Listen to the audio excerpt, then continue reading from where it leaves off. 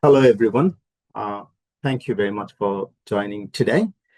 Yeah, just so you can see, already 17 participants joined in this seminar. We'll be waiting another couple of minutes to allow more people to join in this seminar.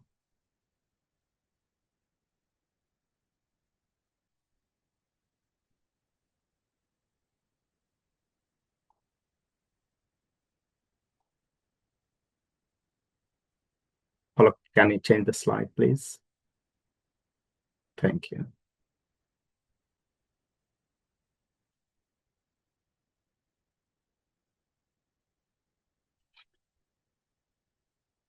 Okay, thank you very much for joining today.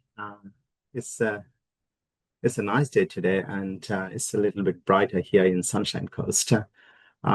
Yeah, first of all, I'd like to introduce myself. I'm Mubashir Alam. People call me Mo. I'm a plant breeder. I'm working in Macadamia and passion fruit breeding program at Coffee. Yeah, so I'm currently a senior research fellow at Coffee. Follow change the slide, please. Thank you. Uh, First of all, I'd like to acknowledge the traditional owners and their custodianship of this land on which we meet today. On behalf of the traditional owners, I pay respect to their ancestors and their descendants who continue cultural and spiritual connection to the country. We recognize their valuable contribution to Australian and global society. Next slide, please. Thank you. A few housekeeping things to mention. This seminar is scheduled for 12 to 1 p.m. At the conclusion of the seminar, we'll hold a Q&A session. If you have questions that you would like answered, please use the Q&A button at the bottom of the screen. Please don't click on the write anything else in the chat button, and we'll address them at the conclusion of the seminar. Next slide, please. Okay, now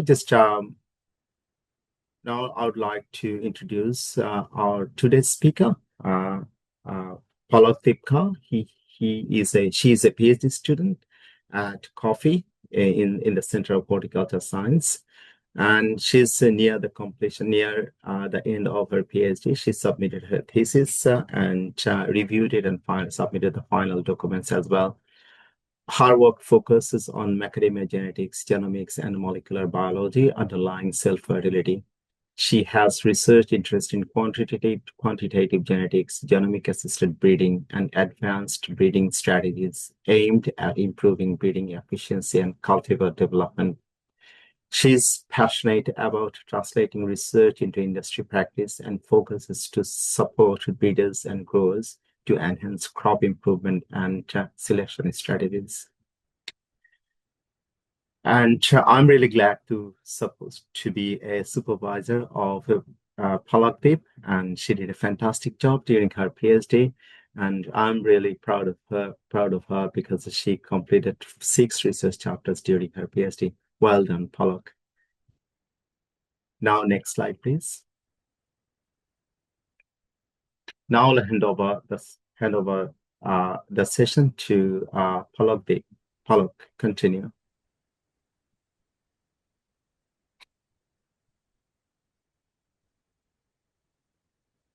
Good afternoon, everyone. I hope everyone can hear me. And thanks, Mo, for the introduction. And thank you, everyone, for joining the seminar. My name is Palak, and today I'm summarizing my research entitled Investigating the Genetic Variation and Mechanisms of Self-Fertility in Macadamia.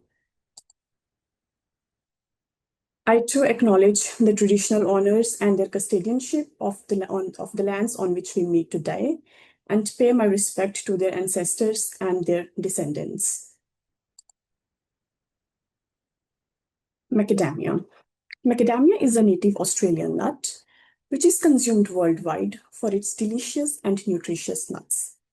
It belongs to the Proteaceae family and has 4 wild species: Macadamia integrifolia and Macadamia tetraphylla, along with their hybrids, are grown commercially for edible nuts, while Macadamia ternifolia and Jansenii produce bitter nuts. Commercial cultivation began in late 1800s in Hawaii and then in Australia.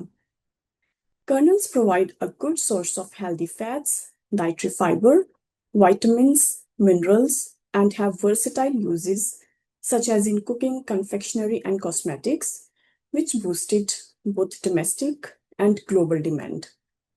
Australia exports 70% of total production to more than 40 countries. To meet the increasing demand, there is need to increase crop productivity. But low productivity is one of the major challenges faced by macadamia growers and breeding programs. Therefore, breeders aim to select for the traits that can improve yield and focusing on self-fertility as a trait to boost orchards' profitability. In other tree crops like almond, cherry, apple, incorporation of self-fertility trait is an objective in breeding programs to enhance orchard productivity.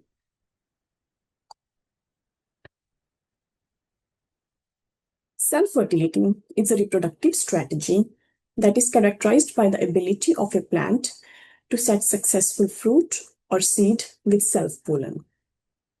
Unlike cross-pollination, for which compatible pollen donors and pollinators, as well as overlap in flowering time of different varieties are prerequisites, usually self-fertile plants have both male and female reproductive parts on the same flower, hence facilitates successful fruit formation without the involvement of pollinators and external pollen donors. This trait also facilitates growing large blocks with single cultivar, which reduces the application of multiple sprays and harvests. Fields are easier to manage as all agricultural operations can be performed at the same time.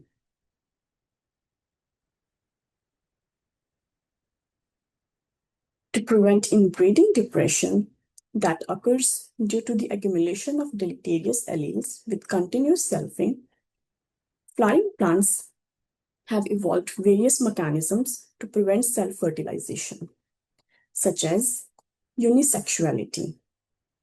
In this, male and female flowers are borne on different plants.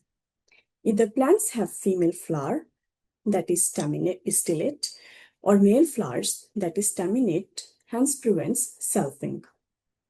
Second is hercogamy.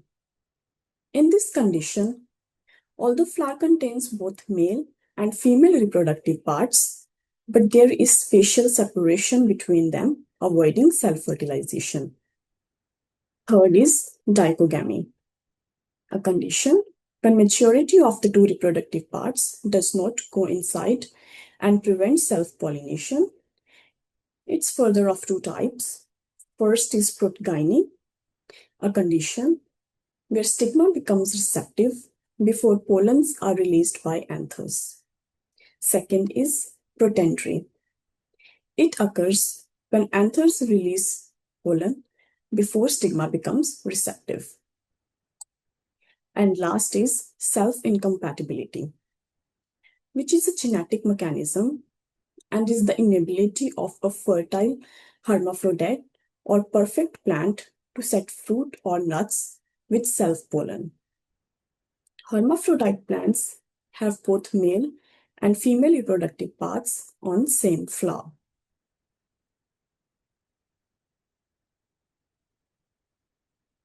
Now, self-incompatibility is often assumed as a binary regulator in breeding, which means species possessing self-incompatibility are self-infertile, while those not having self-incompatibility are self-fertile. But there is becoming clear understanding that there is variation in self-fertility within and between the species possessing self-incompatibility, which is called partial self-incompatibility, and is a reproductive condition in which a plant is capable of setting fruit or seed through self-pollination, but only at reduced levels compared with cross-pollination.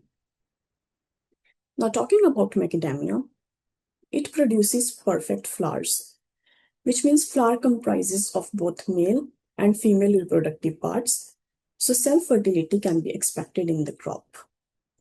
But self-incompatibility has been detected, where most cultivars are self-infertile, while some set nuts with self-pollen and nut set is higher with cross-pollination. Hence, macadamia exhibits partial self-incompatibility.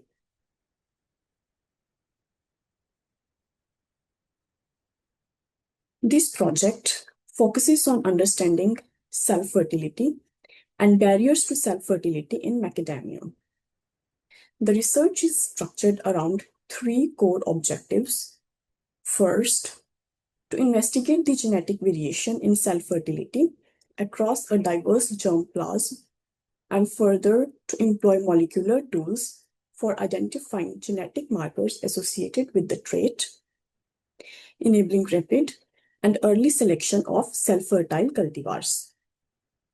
Second, to elucidate the mechanisms regulating self-fertility by examining morphological and biological traits complemented by transcriptomic analysis. Third, to assess the relationship between self-fertility and yield using two approaches: phenotypic evaluation and parentage analysis.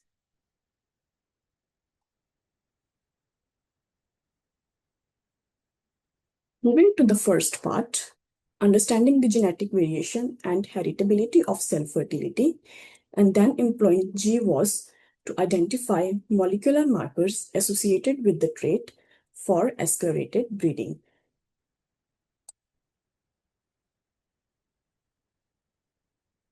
Partial self-incompatibility is a quantitative trait, as it provides variation in the range of self-fertilization in self-incompatible species. This quantitative variation is influenced by environmental and genetic effects and is usually determined by one or a few genes. Because of its genetic base, self-fertility is expected as a heritable trait. After considering the significance of this trait, it is crucial to identify self-fertile cultivars that can improve orchard profitability.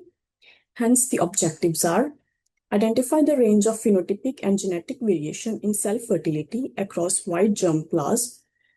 Second, to identify and validate markers associated with the trait using GWAS and transcriptomics.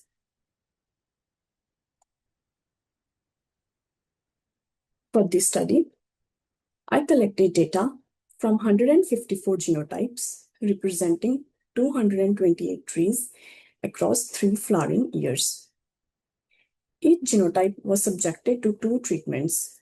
First was self-pollination and second was open pollination, which served as control. Nut counts were recorded at 2 stages, initial and final nut set. Self-fertility index was derived as the ratio of self to open pollinated nut set. For transcriptomics, 2 groups, self-fertile and self-infertile, were selected with 3 cultivars from each group. Following controlled self-pollination, pistil samples were collected at 3 time points, that is 0, 2, and 4 days after anthesis.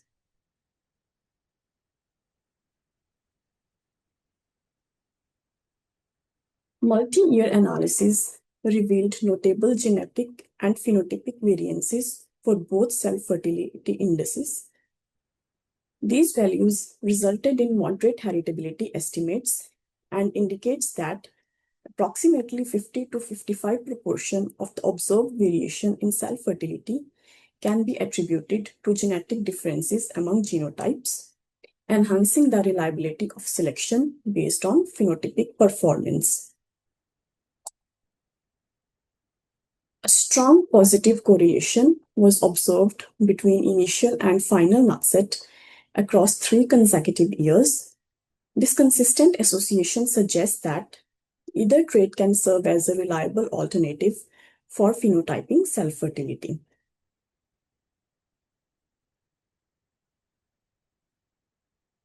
A crossover genotype by year interaction was observed for both initial and final nut set. A crossover type of interaction is characterized by changes in the relative performance of genotypes across years, showing that genotypic responses to environment conditions are not stable over time. Here are the results from GWAS analysis. QQ and Manhattan plots are showing the identification of significant markers associated with self-fertility indices. Using a false discovery rate threshold of less than 0.01, 3 SNPs were significantly associated with initial nut set, and 8 SNPs with final nut set were identified. Importantly, a common marker on chromosome 4 was identified in both, reinforcing its potential role in self-fertility regulation.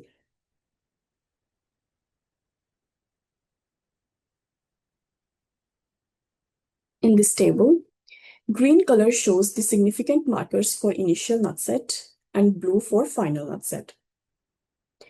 These markers explain phenotypic variance between 4.5 and 49%, and all had minor allele frequencies greater than or equal to 0.05.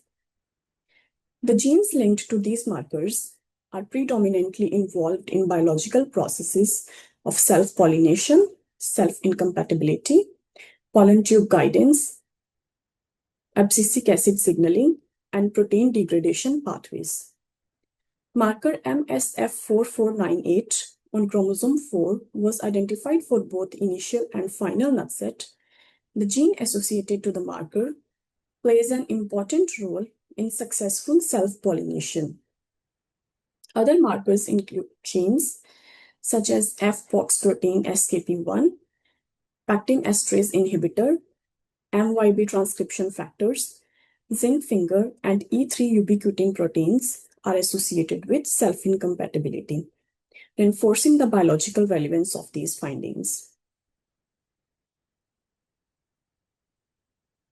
In the pollen tube growth assays, which will be discussed in upcoming slides, inhibition occurred at 2 days after anthesis in self-incompatible reactions.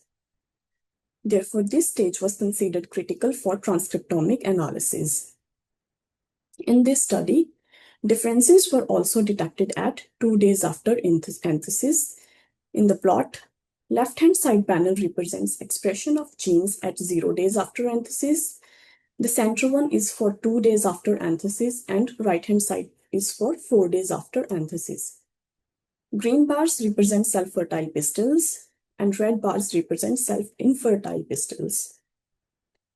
The gene associated with the common marker responsible for successful self-pollination was differentially expressed and showed upregulation in self-fertile pistils at 2 days after anthesis. This finding further validates the marker as a candidate for marker-assisted selection. Interestingly, this gene is also associated with stamen development, so higher expression would be expected in stamen tissues. However, our analysis was performed on pistil samples. The observed expression pattern is consistent with tissue-specific differences.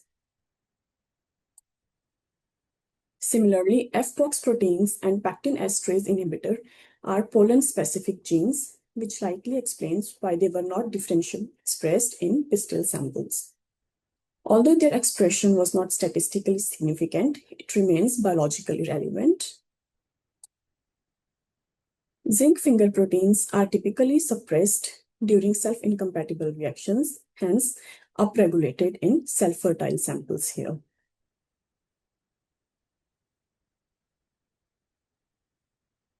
In conclusion, self-fertility indices revealed moderate to high heritability, confirming a genetic basis for the trait and supporting its suitability for GWAS. Genotype by year interactions were observed, which is common in perennial crops. Such interactions complicate selection, as superior genotypes in one season may not retain their advantage under another season, highlighting the plasticity of trait. This focuses the importance of multi-year testing and replication to identify genotypes with consistent performance. A strong correlation between initial and final nut set suggests that either measurement can serve as an effective proxy for self-fertility. This simplifies the screening process by reducing labor, time, and cost associated with the repeated data collection. 3 markers associated with initial and 8 with final nut set were identified. The genes linked to these markers are involved in biological mechanisms related to self-fertility. Importantly, a common marker on chromosome 4 highlights it as a valuable candidate for marker-assisted selection.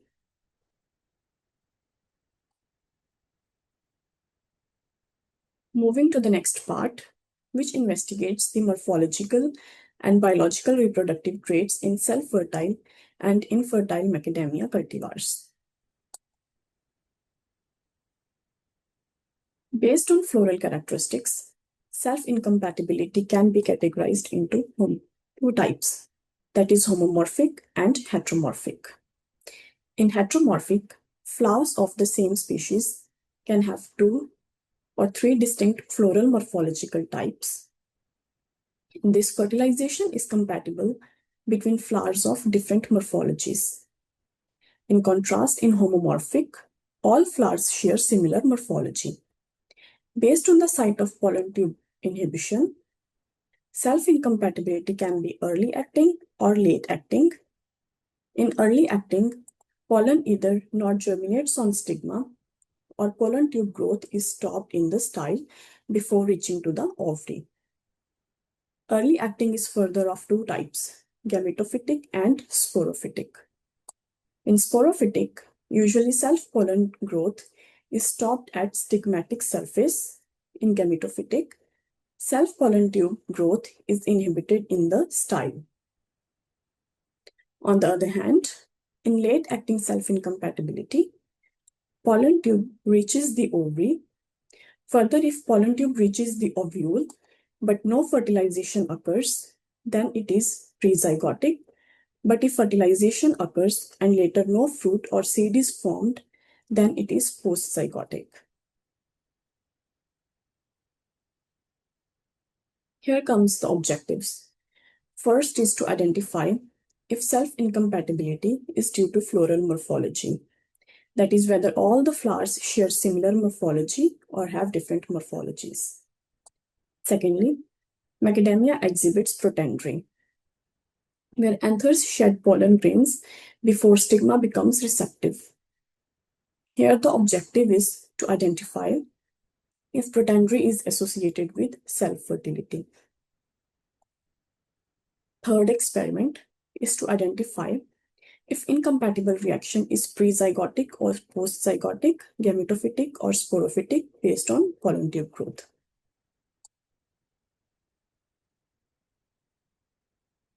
Hypothesis for first experiment is that self-fertile cultivars exhibit little or no positional difference in reproductive parts than self-infertile ones.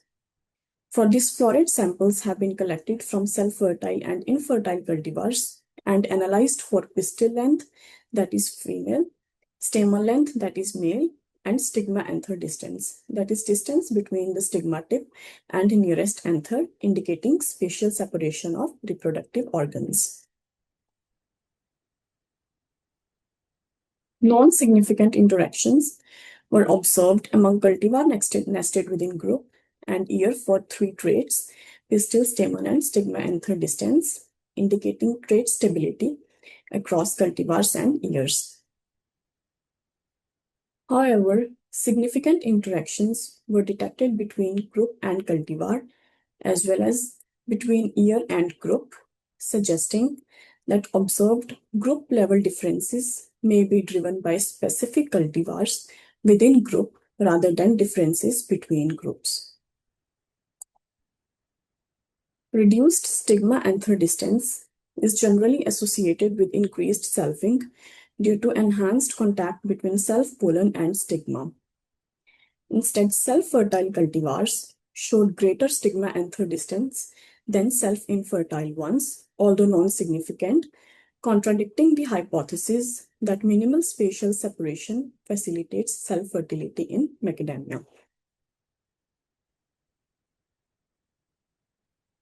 These graphs are showing mean lengths of respective traits, that is pistil, stamen, and stigma-anther distance for all cultivars, where cultivars are facetated into their respective fertility group. Except for A268, all other cultivars exhibited similar trait lengths. Thus, A268 is the cultivar contributed to observed significant differences for group and cultivar interaction. So it can be concluded that macadamia florets are homomorphic but consistently displayed approach hercogamy, where stigmas are positioned above anthers.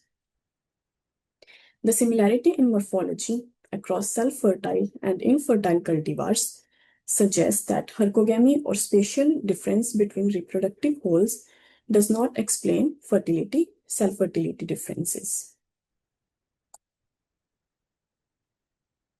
Second experiment, where objective is to examine if protandry is associated with self-fertility.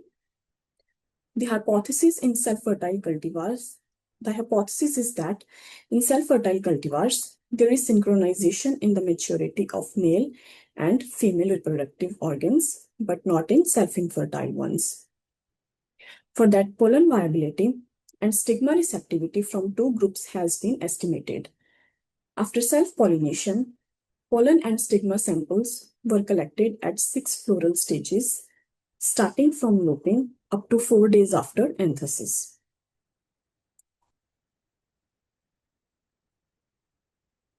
These pictures show the pollen viability at 6 floral stages, starting from looping up to 4 days after anthesis. Pollen viability was estimated by staining pollen grains with tetrazolium chloride.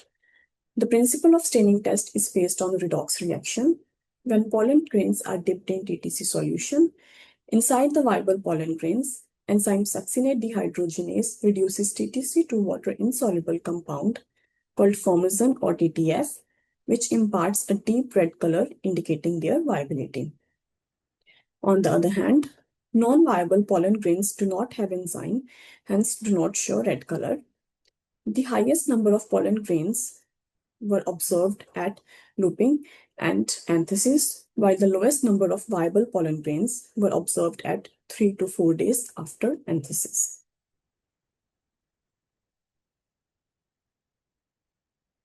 These pictures show the stigma receptivity at 6 floral stages, starting from looping up to 4 days after anthesis.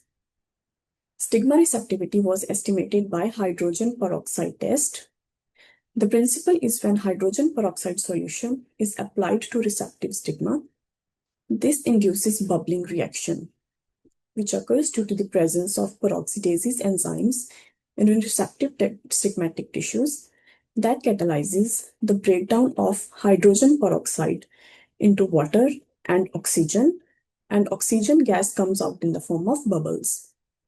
In all cultivars, no bubbles were observed at looping stage, indicating non-receptive stigmas. Stigma receptivity reached peak at 3 days after anthesis, as highest number of bubbles were observed at that stage.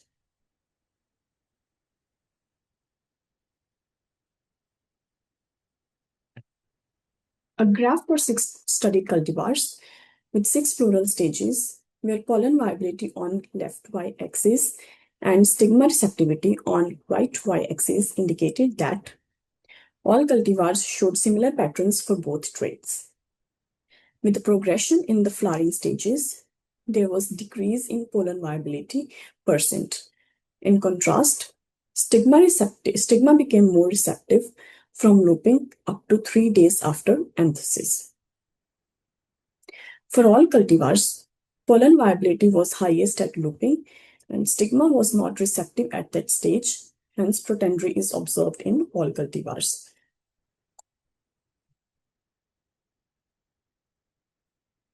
From this experiment, it can be concluded that irrespective of their fertility group, all cultivars demonstrated similarities in the pattern of pollen viability and stigma receptivity, hence exhibited protandry. They suggested that synchronization differences between maturity of two reproductive organs is not associated with self-fertility in macadamia. For the third experiment, their objective is to observe the site of pollen tube growth inhibition in incompatible reactions. A full 4x4 diallele cross was conducted with 2 self-fertile and 2 self-infertile cultivars. Pistils were collected on 7th day after pollinations, and pollen tube growth was observed using fluorescence microscopy technique. With fluorescence microscopic observation, left-hand side of the image shows compatible reaction where pollen germinated and pollen tubes penetrated the stigma and reached the lower part of the style, indicated by the white arrows. Right-hand side image shows the incompatible reactions where pollen grains germinated but pollen tubes inhibited in the upper third of the style. This is a stylar pollen tube inhibition, which is a characteristic of gametophytic self-incompatibility, as explained earlier.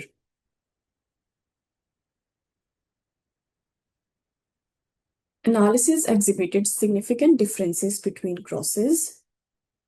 The graph shows crosses in increasing order of compatibility, where first parent is the female parent in each cross. No pollen tube reached lower style was observed in the self-pollinated pistils of 344 and A16, indicating their self-infertility characteristic.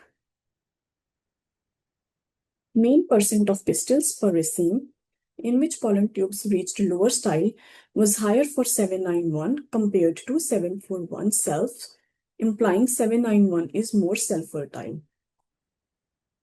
A cross between two self-fertile cultivars, that is 791 as a female and 741 as a male, was the most compatible one.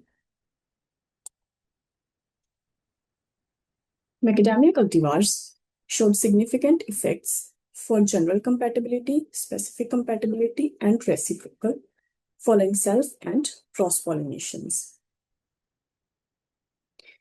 Here, general compatibility means the overall performance of a genotype when it undergoes all the combinations, that is self, male, and female parent. Specific compatibility tells which combinations are better or worse than others. Reciprocal effect estimates the difference between direct cross and its reciprocal, which is important as it determines the effect of a pollen parent. The figure shows the effects of different compatibility terms. Left-hand side panel of the graph represents general compatibility effects. Center one shows specific compatibility, and right-hand side panel shows reciprocal effects. 344 and A16 had lower general compatibility effects than 741 and 791. Self-infertility is the reason for this lower GC. GC effects were higher for both self-fertile cultivars, with 791 had the highest GC effect among all the parents because it combined best as a male-female parent and has high self-fertility. This highlights the importance of self-fertility trait. In the right-hand side panel, showing the reciprocal effects, two side-by-side bars with the same color represent direct cross and its reciprocal. There were significant reciprocal effects demonstrated by some crosses. For example, in a cross of 741 and 344, where source of the pollen can significantly impact self-fertilization, ultimately yield from the orchids. There is no significant difference between a cross and reciprocal cross of A16 and 344, which supports the highest specific compatibility of this parent combination. This shows that in their cross, bidirectional source of the pollen can provide similar compatibility.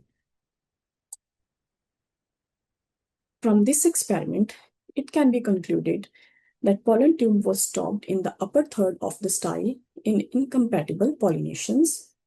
As the crosses exhibited significant reciprocal differences, therefore the initial decision on planting of cross-compatible cultivars and the source of the pollen donor in orchard is essential to maximize pollination, ultimately yield potential.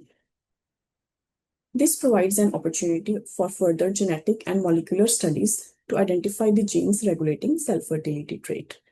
This chapter has been published in BMC Plant Biology. Moving to the next part of the mechanism study, which identifies genes regulating self-fertility in macadamia using whole transcriptome sequencing. Self-incompatibility is a genetically controlled mechanism and is typically governed by a multi-allelic S locus. In tree crops such as olive, citrus, and dragon fruit, self-fertile genes have been identified through differential gene expression analysis. And the objectives are identify genes regulating self-fertility to understand the molecular mechanism in macadamia, investigate differential expression of identified genes, for which two groups, self-fertile and self-infertile, were selected with 3 cultivars from each group. Following controlled self-pollination, pistils were collected at 3 time points 0, 2, and 4 days after anthesis. These time points were chosen based on prior pollen tube growth experiment, which showed that in incompatible pollinations, pollen tube inhibition occurred by second day. So this stage was considered critical for detecting differential gene expression.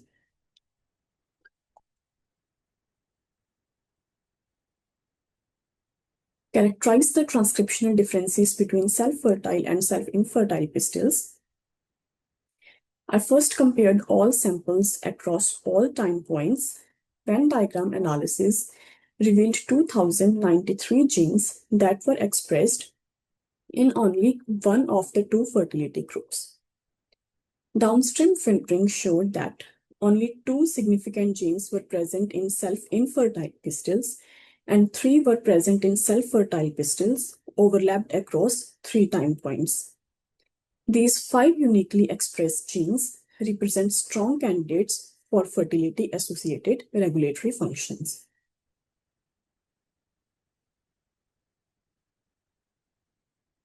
Time-specific Venn analysis of 27,549 shared genes between 2 groups further revealed important genes associated with the trait. Among the upregulated genes, that is higher expression in self-fertile pistils, 61 genes were consistently upregulated across all 3 stages. Among downregulated genes, 60 genes were shared among all the 3 time points.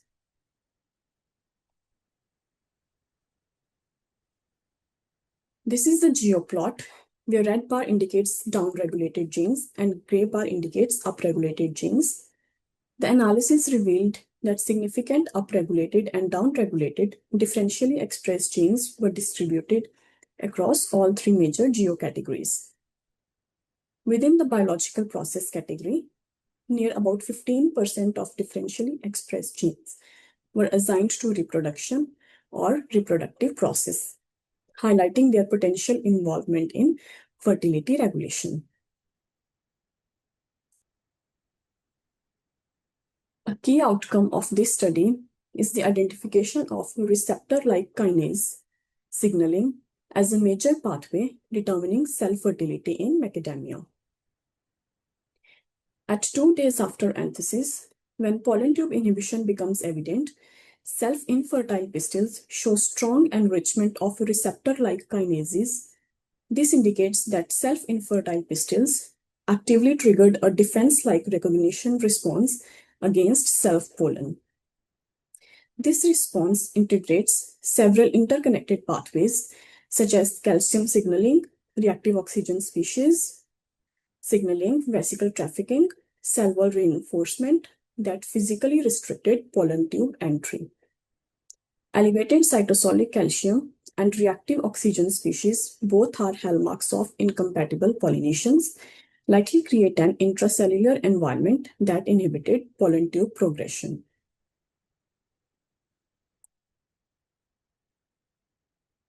Carbohydrate metabolism emerged as a regulatory pathway, influencing pollen tube performance in macadamia. Multiple genes involved in carbohydrate metabolism were differentially expressed, underscoring the importance of nutrient provisioning during pollen-pistil interactions. Because pollen tubes are heterotrophic and rely entirely on the pistil for carbon and energy, so adequate sugar supply is essential for sustained elongation. In self-fertile pistils, transcriptomic patterns indicate a metabolically supportive environment with efficient sugar transport, utilization, and allocation, enabling continuous pollen tube growth and successful fertilization.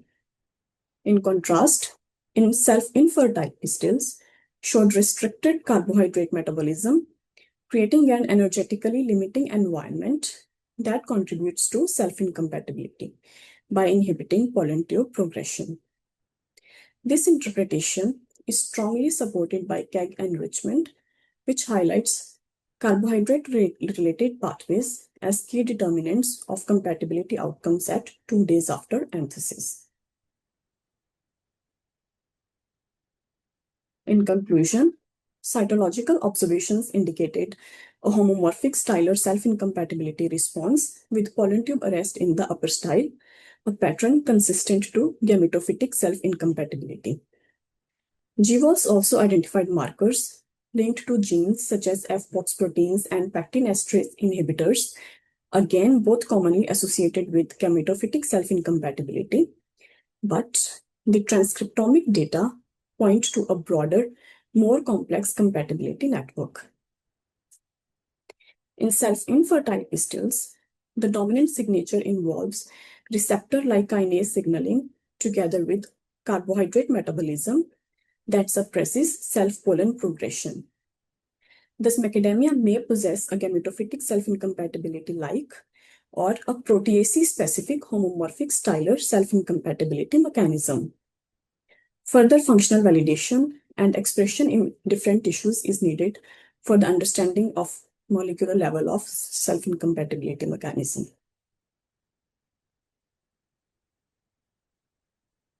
Finally, moving to the last part of the project, which investigates the association of self-fertility with yield using genetic and phenotypic approaches. A few years back, the Australian macadamia breeding team screened 19 elite selections from regional variety trials for self-fertility. Out of these, 14 found to be self-fertile. This suggests during the process of selecting elite cultivars, self-fertility may have selected indirectly. To test the hypothesis, if self-fertility is associated with elite and high-yielding cultivars, this experiment was conducted. 41 accessions from both high and low yield group was investigated. Selections for high and low yield group were based on canopy efficiency, calculated from cumulative nut number at age 7 and canopy volume.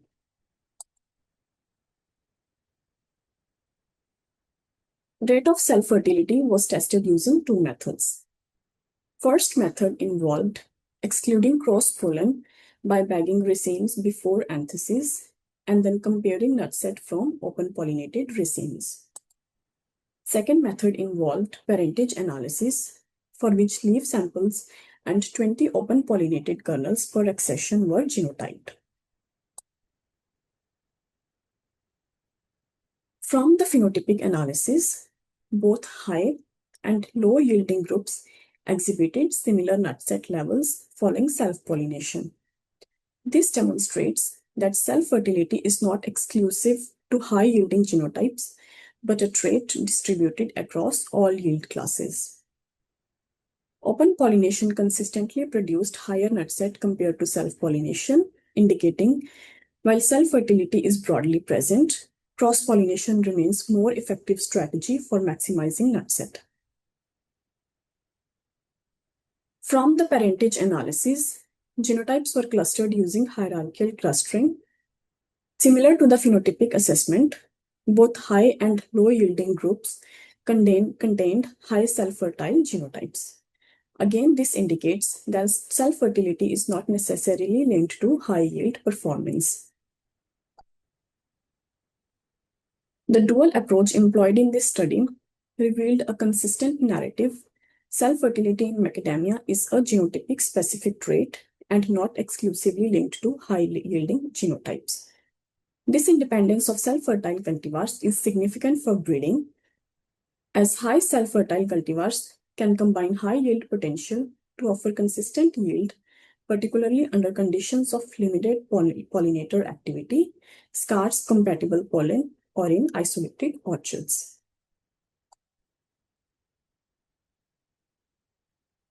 Here I would say my PhD was an interesting and a learning journey.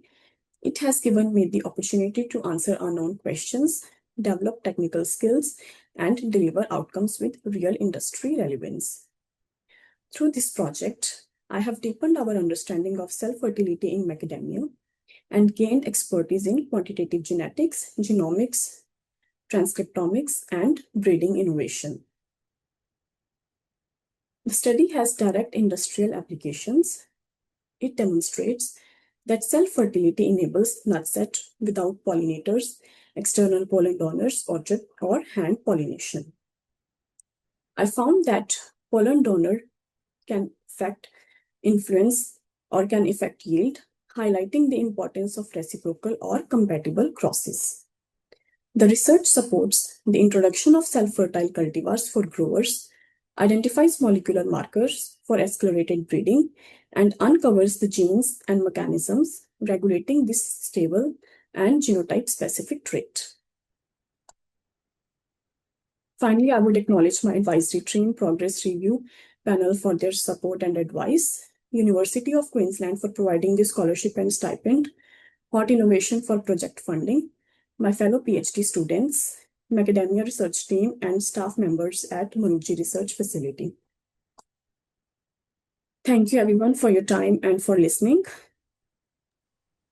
And now I would hand over to Mo. If anyone is having any questions, I'm happy to answer. Thank you. Thanks, Paul. That is a very, very large project, and you did a fantastic job. Yeah, well done. Thanks, Just Mo. now the Q&A session is open for everyone. So if you have any question, please ask question in the Q&A session, not in the chat box. In the meantime, just I have a couple of questions. So do you think you completed everything of self-fertility in macadamia? We don't need to do anymore, do we? Oh, definitely. Like there is always more to do. So yeah, in terms of that, although I have identified the markers that are associated with the trait, but their validation in multi-years as well as in multi-location trials is important before we can use those markers for marker-assisted selection. Yeah, that's really fantastic. That marker explains close to 50% of genetic variation. That's really very high. Yeah. So do you think we should is it a novel marker? Is it previously identified in other self-fertile crops? So the marker that has already been identified in other crops, which is a like positive point, because that's how I came to know like it plays an important role in self-pollination. It was in Arabidopsis. Okay, so it's already been identified. Yeah, I was just thinking if it is a novel, then possibly should we go for patenting it or something instead of publishing. That's good. We don't have to worry about that. Good. Just I have one question from Professor Craig Harner. I'm reading it. So, hi, I'm interested to hear your interpretation of the one obvious slice of the nut set. where you showed variation in NARSet from selfing, but there are also other outcrosses which show similar levels of NARSet.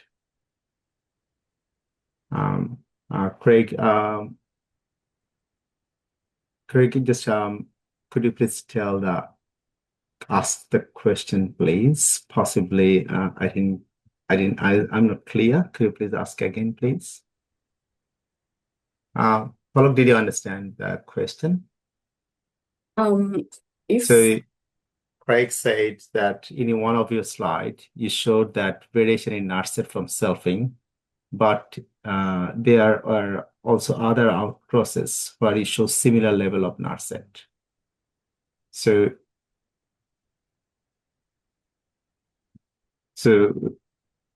if I'm not wrong, then I think Craig is talking about this slide.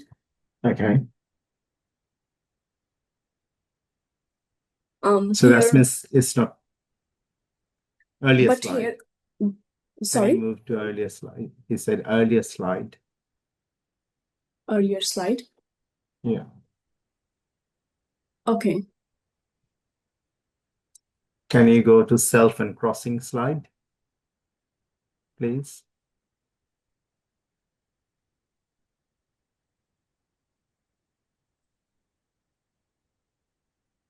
So I think where you have that diagonal crossing. Oh, okay.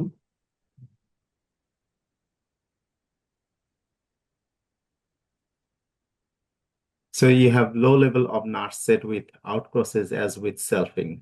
Why could this be? That's a really good question. Okay. Yeah. So okay. So that's what I explained. Like, so it means like this one, 741 by 741 self and 79 by 791 self. It has a higher compatibility than few of the outcrossers. Yeah, so the first question is why this could be. Oh, you see 741 by 344, it has low NAT setting, but when you have 741 by 741, you have high NAT setting. Why this could be? So this is where I explained the pollen effect. Like, what's the effect of the pollen donor on the compatibility or ultimately on the yield? Yeah. So cross compatibility. Yes. Yeah. So that is where, like, some of the pollens, they are producing pollen donors, they are producing high yield, high compatibility.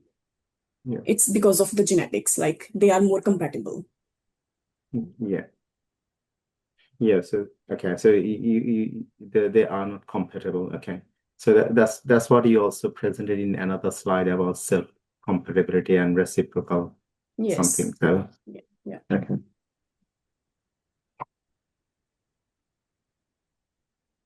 Yep, this slide. Okay. Okay. Any other question?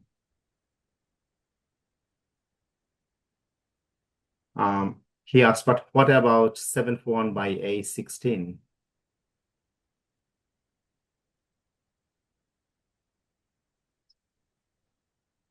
So you see 741 by 741 is higher, whereas 741 by A16 is lower. Is this similar reason? Yeah, ultimately, yeah, the effect of the pollen parent. Okay. So, yeah. So 741 as a female, or like A16 as a pollen donor on 741 female is more compatible. Okay. Good. Good. Yep. So Craig said he'll talk next time again. That's good. If anyone have any more question, I can't see any more questions. So you said a lot of works to do in future. So do you have any plan for future based on this project? I'm telling to everyone that Craig, Pollock recently completed her PhD, and sooner after she completed her PhD, she left us. She went to the other side of the Brisbane. So that's why she can't help us anymore, possibly. So it's too far from here, but she might have other plan. Okay, so can you answer that question? So what is your plan for future? Oh, so I'm very much interested in the research. So that's I have done like even in my master's and in my PhD project. Yep. So that's I had. So I'm looking for the opportunities in the same field. So now I cannot in this, not exactly the same field. Similar. Similar, similar. Good. Yeah. So do you think our industry can be benefited from your findings? Definitely. Yeah. So, How? so first thing is like because um like in my study, I found that because the main advantage of self-fertility is if the cultivars can produce yield in the absence of pollinators. And in my study, I found that like some of the self-fertility in macadamia is a trait in which the yield can be obtained from the nutset can be obtained from the trees in the absence of pollinators. So this is a very major advantage because at the times when there is no pollinator movement, like as it happened during the forest fires and floods, so there was no pollinator movement. So and growers and industry, they suffered a huge economic losses. So that is the advantage. Like if we have, along with the cross-compatible cultivars, like the cultivars that have self-fertility characteristic in them, that can be planted into the orchards, still farmers or growers or industry can get yield from the orchards. Yeah. So how long it will take to develop a new variety for the Oh, growers? you are a breeder more. So yeah. Do you think your finding can also help us to develop quickly? Yes, with the Develop a new. markers, yeah, with the markers that has been identified by employing marker-assisted selection, because otherwise, even if we are not talking about the variety, but even phenotyping the self-fertility trait in orchards, it's very laborious and it's very time-consuming. So if we know the markers that we can that will help us in early selection of the cultivars. Yeah, yeah. So yeah, that's but still you need a lab. Yeah, Yeah. we need a lab to do that. Yeah. Yeah. Good. Thank you very much. Thank you very much, everyone.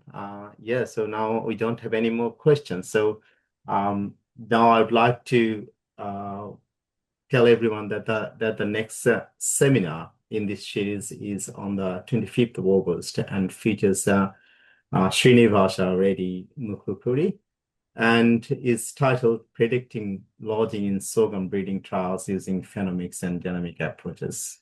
So if you haven't already signed in, please sign up. Please sign up to the seminar invitation list at coffee.uq.edu.au/science_seminar or scan the QR code here.